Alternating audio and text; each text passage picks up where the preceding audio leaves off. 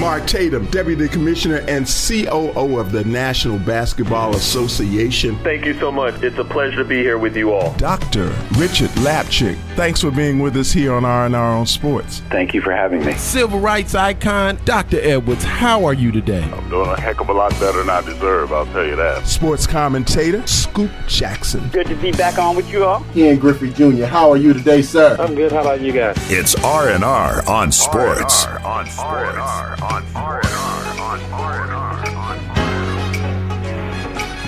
Back at you again for more R&R on Sports. I'm Howard Robertson. And I am the most amazing Larry Robinson. What's up, America? How y'all doing today? What's wrong with you, man? Me, man. Y'all doing today? Sound like you in the barbershop. But anyway, this is yet another fantastic throwback show. Vintage R&R on Sports. We like fine wine, baby. That's it. Not our first rodeo. We have done so many We not new to this. We true to this. That's what you say every week. Yeah. So we want you to check this one out. This is with the great, and see, you don't hear this person much at all. I'm talking Black about Jesus. Earl the Pearl Monroe. Black Jesus, brother. That's it. Hey, man, you talking about a brother Do that tricks was with a averaging basketball. over 40 points a game in college. So we talking about one of the baddest ballers in history. And then he was such a great teammate, he gave up some of that to allow Walt Frazier to do his thing. And started out in another sport. Started out being much, much better in another sport. But you'll hear all of that with the great Earl the Pearl Monroe, only on R&R on Sports. R&R on Sports. Pitcher, left-hander, Vita Blue. Welcome to R&R on Sports. Thank you very much. I'm glad to be on. Let's get it on, man. Let's talk to That's baseball. right. Talk to sports. It's R&R on Sports. Throwback. Hello and welcome to a little R&R on Sports. I'm Howard Robertson. And I'm Larry Robinson. And a little R&R on Sports comes to you live every week, and all we ask you to do is 2 or 3 things. Number 1, like us on Facebook. Number 2, log on to rnronsports.com and keep up with us, see all the latest things. And number 3, tell somebody. Talk to somebody. Tell somebody. Touch the neighbor next to you. About your favorite show on Tell the the radio. neighbor on your right. Tell the neighbor on your left. And the Lord said, rise up and listen to R&R. And download a mobile app and a podcast. That's what the Lord said. The Lord said. The Lord said. Thank you, Lord. The Lord gave me a special word this morning. Did he? Yes, sir. Are we going to be forced to hear it? Not today. I saved that one for you. All right. Thank you. Thank you very much. I appreciate that. All kinds of stuff happening this weekend. Let's start with the Australian Open. What about it? Australia Open. You want Serena? Serena is in the finals. Absolutely. Yes. She had really it wasn't a tough time relative to games and sets, but she had a tough outing against Madison Keys. This young lady that beat Venus. Had beat Venus. Yeah. Yes. Yeah. This girl can play hit a ball. She's got a serve that's unreal. She can absolutely play. And we'll talk about, she's African American, but not according to her. Of the Tiger, she doesn't. She doesn't realize it yet. I'm just Madison. Yeah. She doesn't realize it. Super Bowl week. Super Bowl weekend. Y'all know why I'm here. Mm-hmm. Y'all know why I'm here. Beast mode.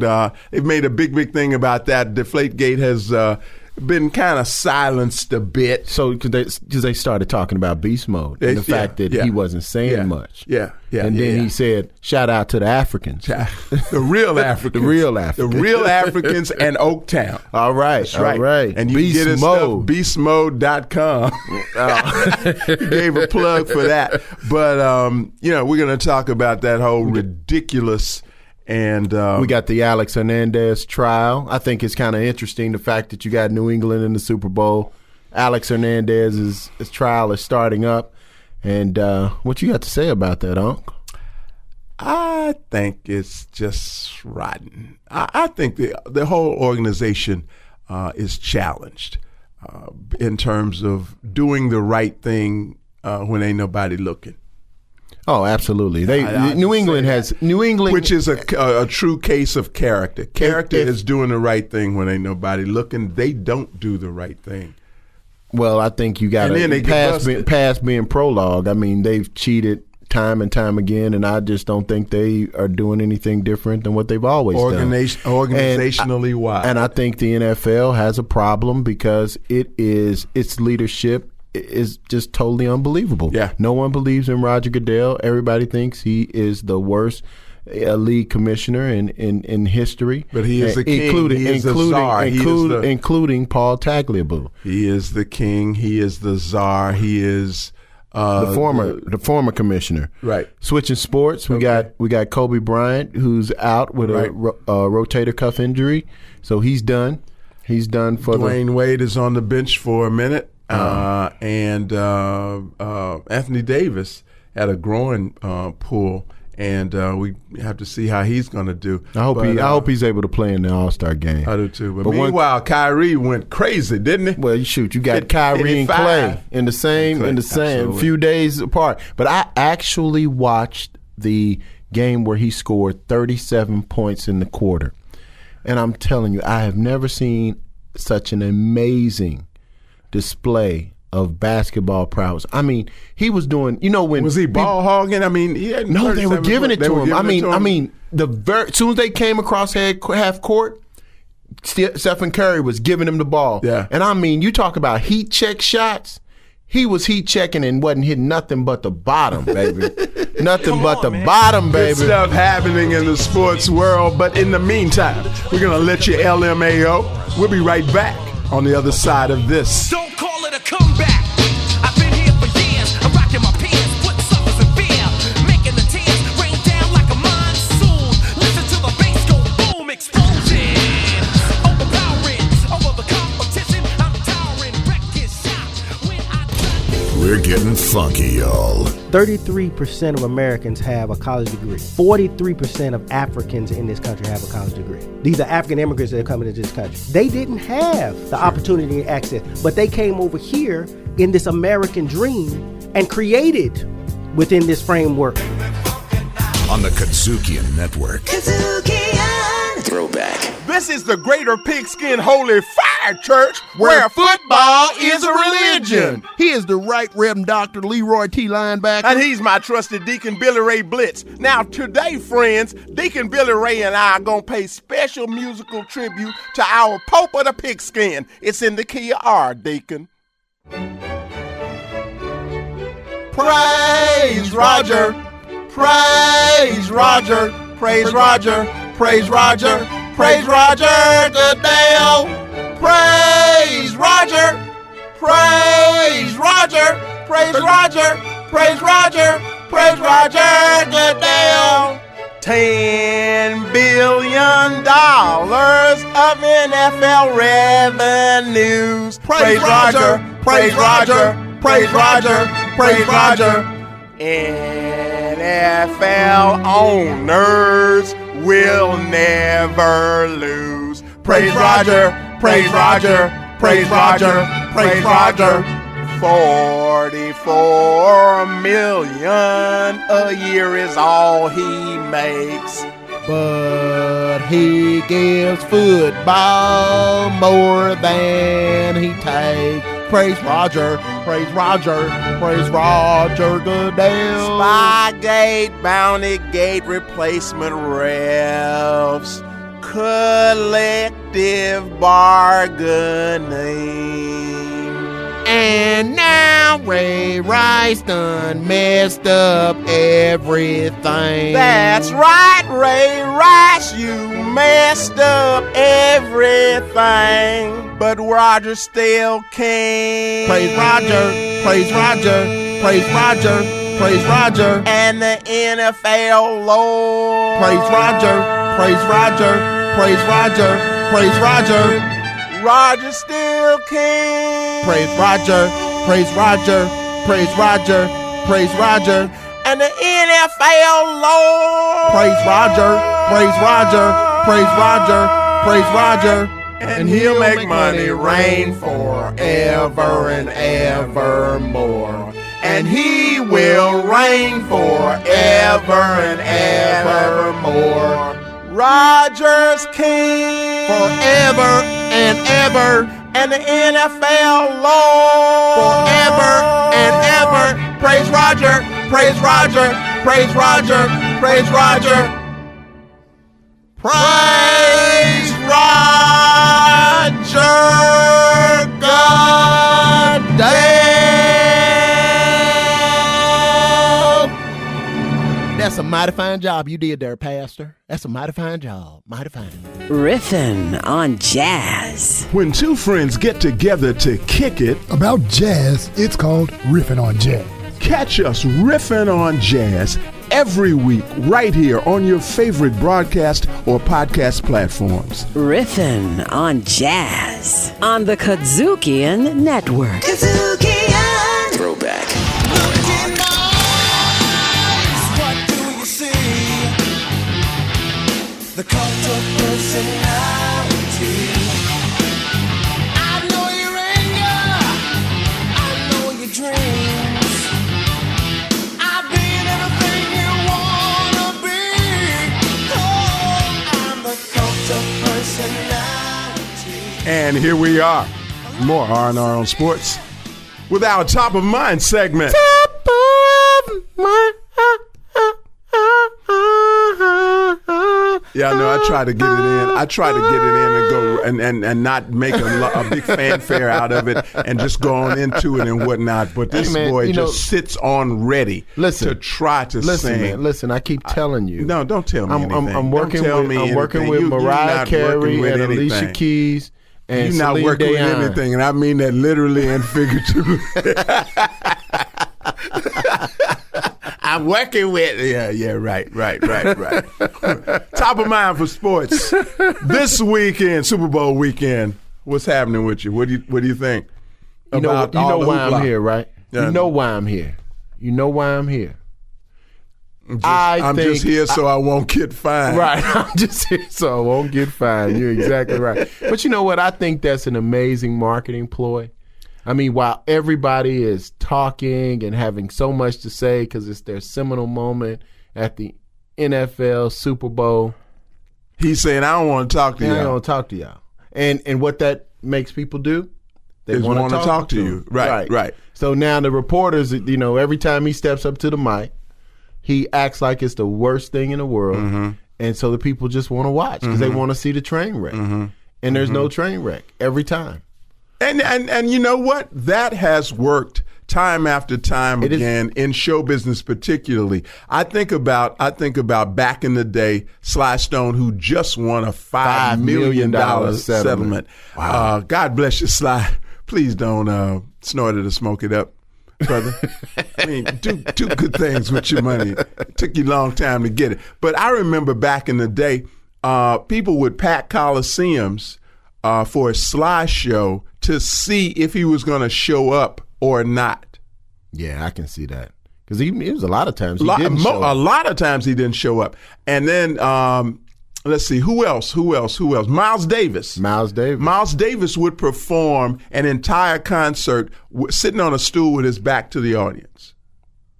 And people would still pay. Oh. Top dollar. Oh. To be in the front row. Oh. So, unbelievable. I mean, fan abuse is alive and well.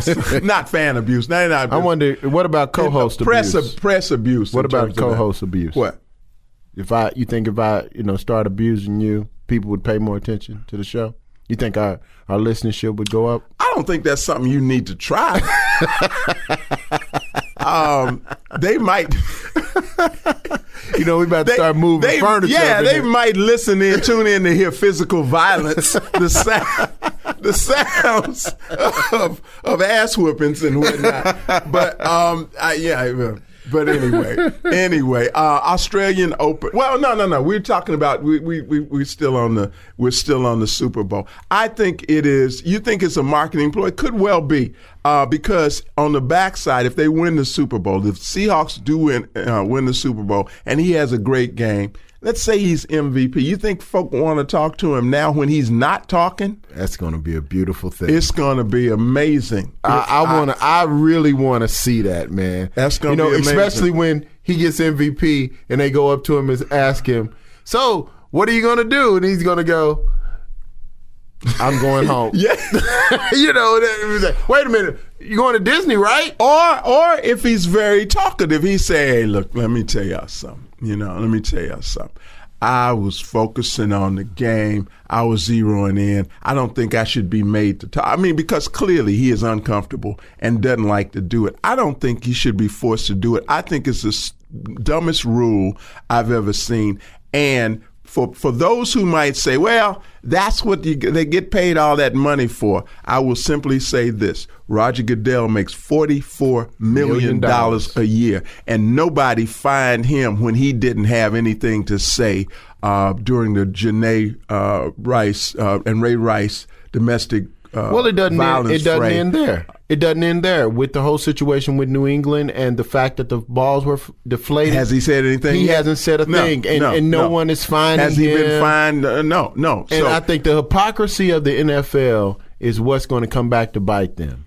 Is the fact that so many people are looking at them, and then Richard Sherman is doing an exceptional job of putting them on blast because of the hypocrisy. Absolutely. With them saying, literally, just listen. The fact that the players get fined for a DUI, but the number one advertiser for the NFL is Budweiser. I mean, all of these things that are a part of the NFL that just doesn't make sense. And just look at last year this time. Were there not members of the media that were complaining about Richard Sherman talking too much? You can't please everybody. Can't please everybody. And this is a Stanford educated brother who is extraordinarily articulate. Exceptionally. I still say the cutout with him talking to the cutout. That was brilliant. Was absolutely brilliant. That was brilliant. I mean, the brother's operating on a whole nother level. So who you got winning the Super Bowl? I'm going to go with Seattle, man. Okay. I truly have never been a fan of, you know what? Tom Brady turned me off when they gave him that game against Oakland. I was sitting in Las Vegas watching the game, and when the tuck rule, when he fumbled the ball, the Raiders got the recovered the fumble, and the NFL decided that they wanted New England in the game, and that just to me just drove me nuts, and I've never liked the New England since. I mean, it's almost on level as much as I hate the Dallas Cowboys. Yeah, I think the entire New England Patriots organization is questionable from the standpoint of character. There have been too many things like this. Don't happen to anybody else. I mean, videotaping the team's practice. What? Who does that? They do. They do, and they have done it. I mean, deflating ball. Who the hell does that? Well, according to Blake, the former quarterback, Blake, he says that that's very common. But to deflate the ball? Yeah, to deflate the ball when it's cold. Well, so hey, who knows? Who knows? The Australian Open this weekend. I mentioned Madison Keys. Madison Keys is. I'm curious from someone who has been raised in a civil rights era. When you see a young lady who obviously has benefited, is standing on the shoulders of the African American athletes that have been able to succeed and go. She's playing tennis before because she saw Arthur Venus Ashe, when she was 4 years old. Right, Venus and all that. For her to stand up there and say that I don't want to be viewed as an African American, how does that affect you as someone who was raised in the era when there were, black water fountains and white water fountains? Well, it saddens me because I know what's in the future for her, because the world, if you don't go in with a very, very strong, positive sense of self, then you leave it open for the world, especially when you're on Front Street as an athlete or an entertainer or somebody like that. Then you leave yourself open for the world to define who and what you are. Right. And I know what that definition is going to be. Right. I don't care how much of her ethnicity or lineage is Caucasian. I know that this country, in America specifically, you are black. It literally brings up an interesting point. And the most prominent example of what I'm talking about is the President of the United States. Absolutely. But on the sports side, I think Tiger Woods. He made some very similar comments. He did. And when the situation went down with his former wife, I think he found out. You find out. They let you know what time it is. Right. With no shadow of a doubt. They let you know what time it is in America. No shadow of a doubt. So no doubt. Listen, let me ask you about this NBA season. What's your thoughts on Kobe going out and should he return or should he retire? Because it seems like his body, as Milton Lee a week ago so easily described it, his body is starting to betray him. Is it time? Because it was just a very common baseline drive when he dunked. Yeah, I think that's totally up to Kobe. He's the one that's got to go through the rehab and the pain of the conditioning and coming back. And if he believes that it's worth it, this is a game, a lot of times we forget and we start thinking about rings and championships and legacies and all of that. But this is something that this young man dearly loves to do, has the deepest passion for, and has been doing all of his life. So I think the answer of whether or not he comes back is totally up to him, and the world, everybody's got to live with whatever that decision and determination is. I don't think I can even add to that. You said that so eloquently, old wise one. Well, listen, I was the old wise one. Did you say old? Okay, well, it's like you speak of legacy. We're gonna come back with an eye conversation that is legacy profound. And, Absolutely. And we coming back with Earl the Pearl Monroe. So we'll be right back. You got what I need, but you say he just a friend, and you say he just a friend. Oh, baby, you got what I need, but you say he R&R on Sports. 1968 Olympian Dr. John Carlos. Oh, man, it's an honor. They need to pick up their radio and tune you guys in. There you go. It's R&R on Sports. KUDZUKIAN. Throwback. A little R&R on Sports. You got a guy scoring 44 points a game. Come on, that's unbelievable. Sometimes I did something, it would amaze me that it went. I wish I had a camera I could see that. The whole country trying to learn how to spin. He can spin this way and spin right back the other way, or he can spin a complete 360. I was in the stands just enjoying the pearl, spinning.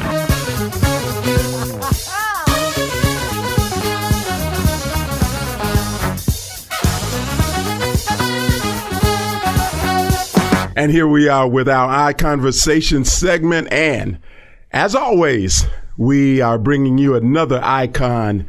Today, we have with us one of the most iconic figures of the National Basketball Association ever.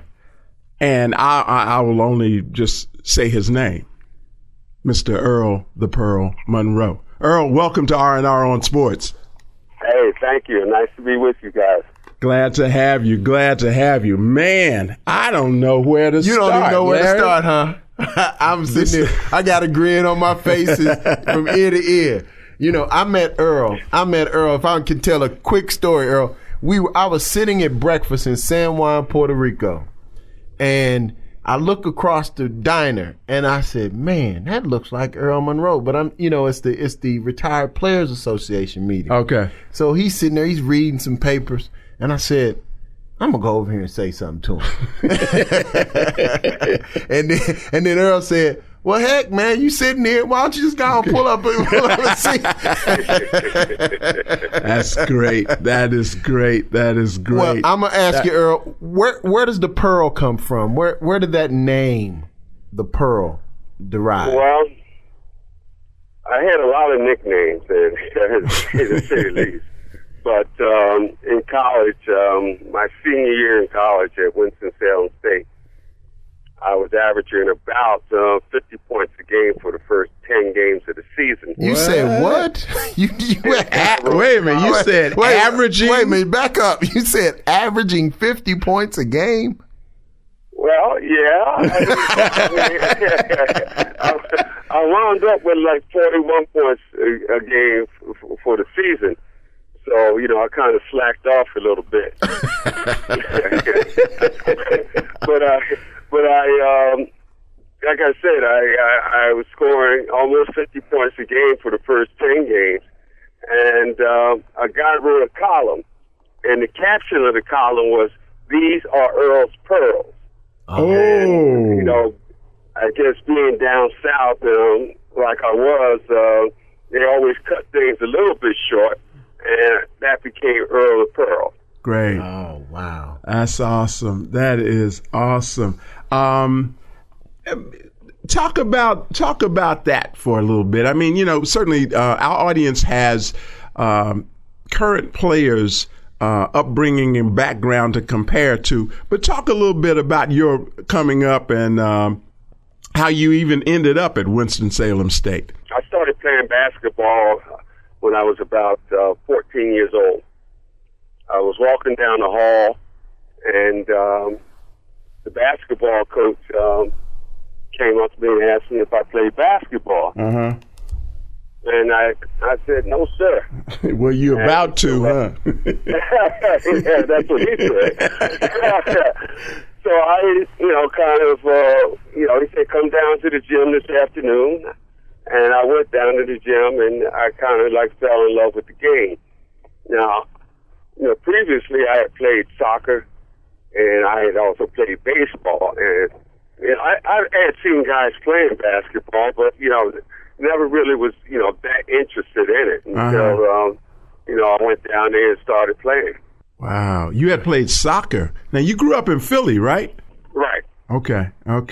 So were you as innovative? Soccer for what 4 or 5 years, even up into high school, all except for my senior year in high school. That's interesting. Soccer. That's interesting. Did that soccer background help you in any way in terms of playing basketball? Well, I tell you what, I could run all day long. There you go. There you go. There you go. Well, I want our listeners to know that Earl, the Pearl Monroe, still looks like he could take you to the hole. He looks good, man. He looks real good. Got the pleasure of seeing him recently at the Martin Luther King event here in Memphis at the Civil Rights Museum. Right. Earl, I know for a fact that you are one of the most innovative minds, obviously, on the court. But can you talk about how that innovation has revealed itself off the court? You were one of the first shoe endorsers with a shoe made by Jordache, the jean company. You've had restaurants. You've had entertainment companies. You still have artists and music. Talk about the innovation and the creativity that your career has displayed off the court. I guess it all boils down to the fact of, you know, not being conventional. My game wasn't a conventional game. So consequently, you know, most of the things that I've done weren't the norm, so to speak. And I've always kind of thought outside of the box. And shaking and baking was there you go. There you go. That's what I'm talking about. That's why I laughed. That's why I laughed when you said that, because when you said unconventional, I have this picture or these pictures in my brain of you coming down the floor, in full control of yourself and the ball and everything else. But it really didn't look like it. I mean, because you were shaking and baking, man. And I came through at a time when everybody that I played ball with tried to emulate those moves and whatnot. That was absolutely part of your game. Is that how you got that knot on your head, by trying to imitate the Pearl? No. This is a recent knot. I quit trying to be like him a long time ago. Well, interestingly enough, All-Star Week is coming up here in New York. So, we're looking to try and do, a number of things. Now, I have a picture of myself playing against Norfolk State when Bobby Danrich was there. Uh-huh. And there's a picture of me with 5 guys around me from Norfolk State, Bobby being one of them. Uh-huh. And we're trying to get him to come on in and sign this picture. He won't sign it. You don't posterize. You posterized him before it was posterizing. We had fun with it. Bobby's a good friend of mine, and we both from the CIAA conference. Right. And we had a lot of fun when we played down there. Back in the day when I was coming up, in my mind, the Caucasian version of Earl the Pearl was Pistol Pete Maravich. He just emulated you or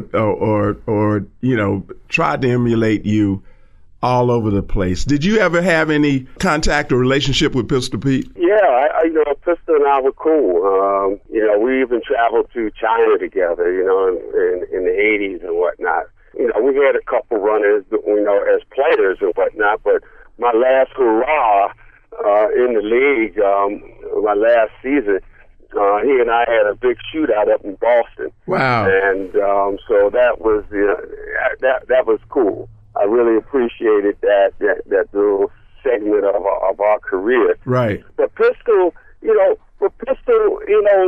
wasn't so much as Earl that, Pistol was a globetrotter. And if you look at all his videos of, working out and so forth, it's all globetrotter tricks. Okay. And he had them down pat. Okay. I don't think I knew he was a globetrotter. He was a great talent, man.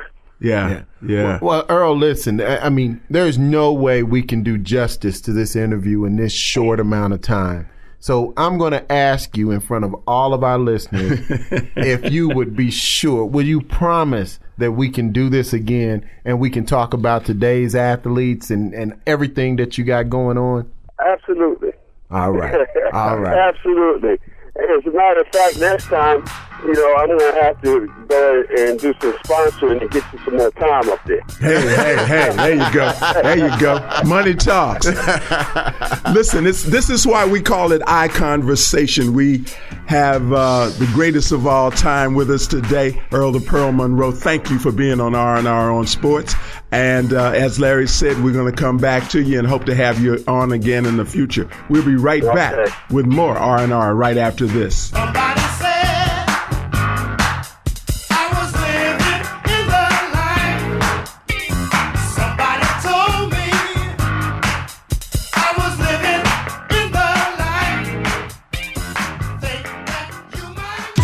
This is Terry Freeman, Jim Strickland, Dorsey Hobson. I'm DeAndre Brown. Melissa Haushalter, Funky Politics. Funky Politics Show. Funky Politics. Funky Politics. Funky Politics. Y'all better keep listening. Funky Politics, part of the KUDZUKIAN Network. KUDZUKIAN. Throwback.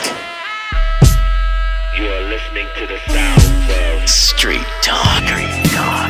Yes, Memphis Pop. That was a good game. We have been playing very well. Mike Conley is one of the most underrated players in the league. I'm an LA fan for life, but I'm proud of the home team, the Grizzlies, man. They've been doing it for a long time. I can't breathe shirt and stuff, and when what we're going to get the next wave of athletes that stand up like the ones did in the 60s.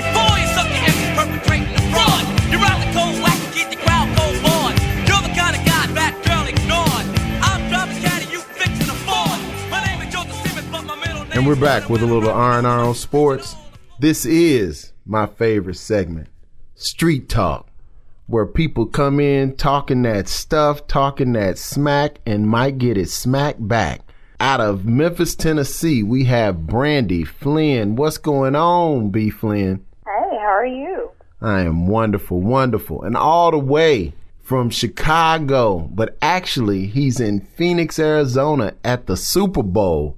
We have Mr. Andrew Givens. What's up, Drew? Hey, Larry, what's going on, man? You know why I'm here. Well, we gonna start. Know why I'm here. We gonna start with you, brother. We gonna start right with you. Tell us, man, what is it like out at the Super Bowl, and what's going on? We're excited because we get some warm weather. The past few Super Bowls we've had New York. Right. It was not too bad weather-wise. Indianapolis wasn't bad. But we're glad to be out here. Fun and sun in Sun City. Don't rub it in. Don't rub it in, brother. Don't rub it in. There just happens to be a game going on Sunday, but everything leading up to that is fun. You know how we do, Larry. You know we know. So listen, man, tell me, with all the stuff going on with Marshawn Lynch, is it as big a deal in Phoenix as ESPN is making it to the rest of the world? Yes, and we talked about that on Media Day. Media Day, a lot of the medias don't even show up anymore now because it's so much access via the internet. But when you got a guy like Marshawn Lynch who's been fined $129,000 and fined for not talking to the media, people showing up because if he didn't show up, there was a $500,000 fine he was going to get for Super Bowl week. Now, the brother, he's something else. Man, he's taking Oaktown to a whole nother level. Right. Which is where he's from. He's like, okay, if I got to show up, I'm going to show up, and I'm staying for 5 minutes. That's all you're going to get, and you know why I'm here. He said, I saw him, it would be a couple of days ago by the time this airs, but he took his phone out, set the timer, and put it there and proceeded to tell them, look, y'all know, I don't know why y'all still come here. I'm not going to say anything. Basically, he told them who means something to him, his family and all of that. And, he doesn't like doing this, and he's forced to do this so he won't get fined. So he really they knew what he had to say, and that was little or nothing. So he said he had on his beast mode gear. Yeah. And after being threatened about getting fined. Oh, somebody asked him where they could get some beast mode gear. That was one of the questions. He answered that one. He said beastmode.com. And and the question is, the media wants to know who's going to pay that fine because it's, the manufacturer of Beast Mode is an official NFL license. Oh, it is? Company. Oh. Yes, they are. So, they don't mind paying a little fine. Right, they don't get hundreds of $1,000s in sales. It reminds me of the jump man when the NBA was fining Michael Jordan for wearing unauthorized shoes. Brandy. Exactly. Brandy, you've been there and you've been quiet, and I want to thank you for that. But I want to know, it's from a sports psychology perspective. He's thanking you for being quiet. Ain't that sweet of him? I caught that. What type of challenge would it be to work with a guy like Marshawn Lynch from your perspective? I think it would be very challenging, especially if he's forced to talk. So that means that he'll be forced to come to counseling. So he would be that client just to say, just what he says, I'm here so I won't get fined. Like, he would be very, very resistant. But I actually saw an interview that Deion Sanders did with him. Great interview, and too. He actually talked to Deion. Absolutely. He actually talked to him. And it was what it is. Deion was crafty with it. You can tell that Deion was being he was for real about it. You can tell that when nobody was in his ear telling him what to say, it was like a real conversation. It just so happened there was a microphone was there.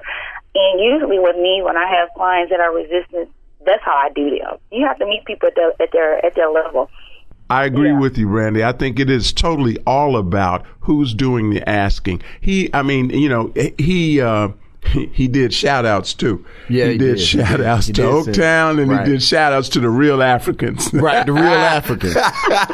Now you bring that up, and I'm wondering, because the most expansive interview he's done is with a gentleman, I think it was Sports Illustrated, and I think the guy also works at Yahoo. Mm-hmm. And no, he actually works for ESPN, but he's a guy of color. Right. Yeah. So I'm wondering if that's part of the narrative that is not being mentioned, is that he's not comfortable speaking with others. I think here's what I think about that. I think he's had more than his share of smarmy reporters asking him mundane, what he considers stupid but you know what? questions. We supposed to be getting the feedback from Brandy and Andrew. So because we get other parts. But check this out. So I need to shut up. Here's the thing, guys. I just won't say nothing. Is this: every reporter, every person in professional sports that goes to media day or to any type of media press conference knows there's going to be individuals who are going to ask you those crazy questions, okay? Right. So you deal with them, and they're going to come, and you can't stop it. Ron comes out, and he moans and utters, but nobody says anything because he comes out and says whatever they ask him. Don't you think it's a ridiculous response to a ridiculous rule? I'm going to tell you like this. I thought for a long time it's response to a rule. If you went on a job, and they told you in your job you had to do X number of things, and here are the rules, if you went outside of that, do you think you should be punished? Well, that's a way of looking at it. Well, that's a way of looking at it. Yeah, but I think it should be uniform. I think it should be uniform too, and I'll give you an example. Brandy, this is in the commentary in the Tri-State this week. With as much money as Roger Goodell makes, nobody fined him when he didn't speak to the media until he got good and dadgum ready on the Ray Rice Janae he still ain't talked about for a lot of people. He still ain't said nothing. Well, I'm talking about Deflategate. He's not talked about that issue. No. Have you heard him talk about the footballs in New England and that game? Do I expect to? No. That's a great point. And you know what? We're saying that, and because of that. Because of the point you just made out is the reason why the NFL is in the situation it is right now. Right. This is the worst year in the history of the NFL that they've ever had off the field. Mm-hmm.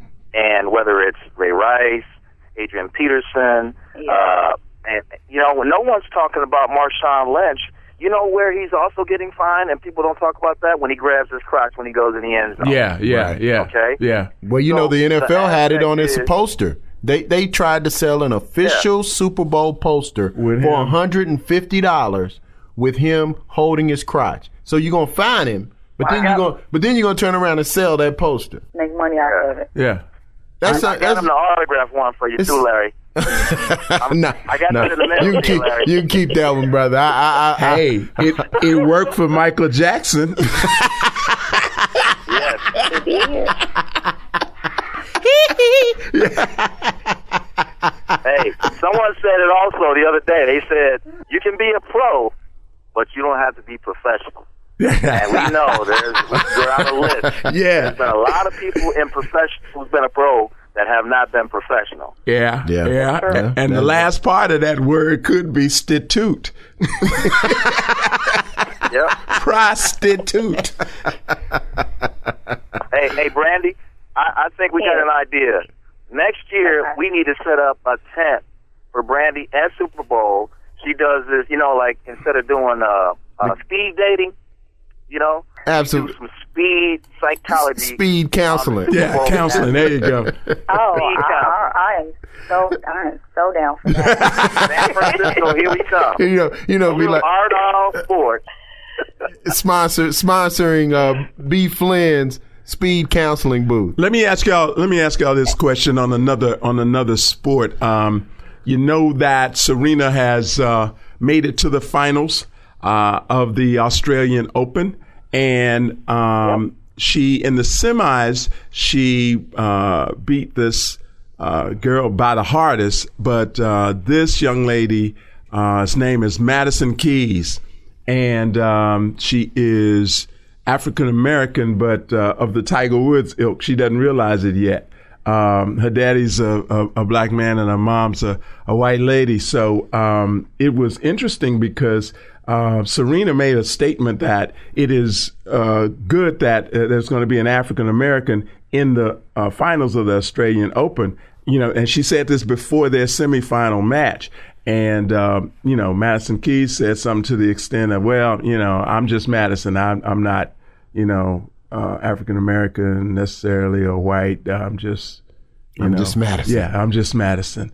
Wow. What when you hear that coming from a young athlete, what do you think about? Well, I would say not even just an athlete, but as a person, due to, her dad's black, her mom's white, she was probably raised up not to identify with color.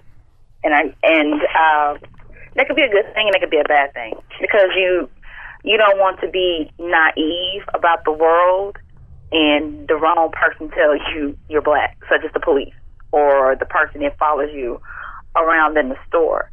But, people need to accept who they are. And I think maybe she doesn't know her roots per se. She just thinks that she's the human race, which, of course, in Utopia, that's what we were like. Mm-hmm. But in the world of reality, that's not exactly how it is. I totally agree. From a diversity standpoint, I think she's right on. You know what? I'm a tennis player out here, and I'm trying to win this event, and that's great. But I agree with Brandy. We black first. We black 24/7. And regardless of what you think, the public and people perceive you as being a black person. Absolutely. If you got, we say 1% of black in us? Absolutely. We black. Right. The world will define you as such as they have done our president. Is there any question in anybody's mind as to what he is? His mom is white. Right. But nobody describes him as half white. Yeah, that's not in the bio. No. That's definitely not in the bio. No. Our shot clock has run out, but we know we're going to have you back. We appreciate you being on Street Talk here on the Little R&R on Sports. We'll be right back after this. Y'all stay with us. Can't you see? Sometimes your words just hypnotize me, and I just love your flashy ways. I guess that's why they broke in your soul. I put NY onto DKNY. Miami, DC, prefer Versace. That's right. Riffin' on jazz. When two friends get together to kick it about jazz, it's called Riffin' on Jazz. Catch us riffing on jazz every week right here on your favorite broadcast or podcast platforms. Riffin' on jazz on the KUDZUKIAN Network. KUDZUKIAN! So gracious, Brother Earl Pearl Monroe. Thank you, sir. Absolutely. Spent a lot of time with Earl in Harlem, and still lives in Harlem. Amazing man. Really enjoy a lot of our times we've spent together. Hadn't seen him in a while, so I'm looking forward to getting back up there, and hopefully he's all well and everything, and we can spend a little bit of time together. But have a tremendous amount of respect for Earl the Pearl Monroe. And you younger folk, and you older folk too, more vintage people whose memory, for some younger who never saw him play, and for those older who forgot that they saw him play. Right. Well, listen, go back and look at the documentary. YouTube, or Black go to Magic. YouTube, or go to YouTube and pull some footage and watch the Pearl at work. Man, amazing. A true magician with the ball. I'm telling you. And then you didn't know whether or not he was going to fall over and whatnot. He had this shaky Jake kind of move. Herky jerky. That's a good word. Yeah, that's absolutely. Man. Shaky Jake really sounds like he was about to fall over, but he wasn't. Shaky Jake sound like he had some other problems. That was a dude in the neighborhood. And we called him that for another reason. I get that little tart I have dyskinesia or something. Yeah, disoriented sometimes. but phenomenal ball player. And for those of you who pride yourselves to be basketball fans, you owe it to your understanding the history of the game and those who played the game at such a high level and better than others. Yes.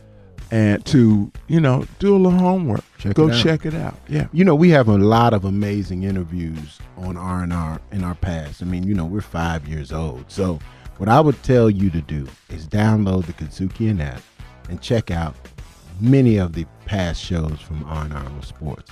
So with that, this is Larry Robinson on behalf of Howard Robertson. You don't do nothing on behalf of me. Well, I do it better. I do it better than you. No. Hey, that's just who I am. You don't be half of me. No. I'm better than all of you, but even more so, put another half on top of it. On that lie, we're gonna say thanks for being with us here on R&R on Sports. Y'all be good. Be back with us next week for more.